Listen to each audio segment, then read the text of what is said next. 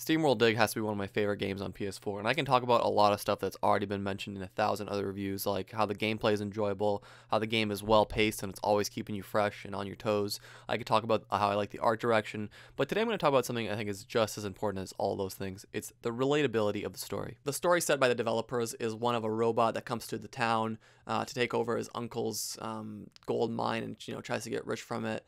That is not the actual story here, believe it or not. The story here is of a guy who just wants to get away from his girlfriend, Dorothy, because Dorothy never shuts the fuck up. She talks for days and days and days, and this poor little guy just wants to get away. So he starts doing what any typical guy would do, just finds a stupid hobby that probably isn't even that enjoyable, but it just lets him get away. So he starts digging. He starts digging deeper and deeper and spending more and more time in these mines. When I say this is a relatable story, if my girlfriend is watching this, babe, obviously not between us, we're doing great. This is a relatable story for like many other unlucky guys. So if you want to turn off this video, it doesn't really get any better. This is pretty much the end of the review. So feel free to turn off right here.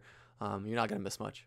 All right, now that she's gone or just tuned out, because after a minute of me talking, that's usually what she does. My fucking guy, this guy in the game is such a savage.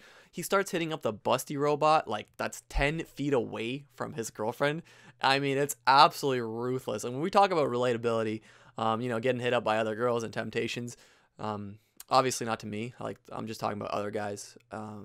Yeah, obviously not me. But anyways, straight fucking savage. I love that part of the story. These developers really knew what they were doing here. And I took out my ruler just for funsies. I measured. It's like 30 centimeters of on-screen distance between these two characters, between his girlfriend and then this busty-ass robot. So fair play to the guy. So after your inventory gets full and after you've, mined a lot of gold in this game, you go back up. And where does that money go? It goes to your girlfriend. Your girlfriend takes the gold. She probably resells it for a much better price, and she gives you some fucking chump change on the side. Go buy yourself some bubblegum. Enjoy that. And then, you're obviously upset about how little you're getting for this gold, which is clearly very hard to dig and very precious, but you don't care. You're now going to go back in the mines and do it all over again. So you're in these mines. You're having an absolute blast. You're jumping around. You're gaining new abilities. You feel free. You feel alive. Once in a while, you have to come back up, and you have to talk to your girlfriend, and she just gives you an earful. My God, she never stops talking. But then you go back in the mines and you're having a blast. You're probably daydreaming about that busty chick, and you rinse and repeat this process, and it's an absolute pleasure. It's such a fun game. All right, I'm going to spoil the end of the game, so if you don't want to hear the ending, make sure to leave the video. Make sure to drop a like and sub, though, if you enjoyed it. So here it is. The game actually has a point where you cannot dig any deeper.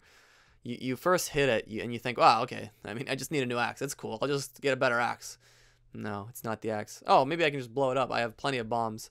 It's not the bombs. You cannot blow it up. You have to go back up, and you have to stay up. You have to face reality. So it's a really sad but somewhat beautiful ending. For this game to be a 10 out of 10, though, this needs to be a randomly generated world, and it just has to keep going forever and allowing me to forever escape my problems. But it doesn't do that. Still a solid game. 4 out of 5.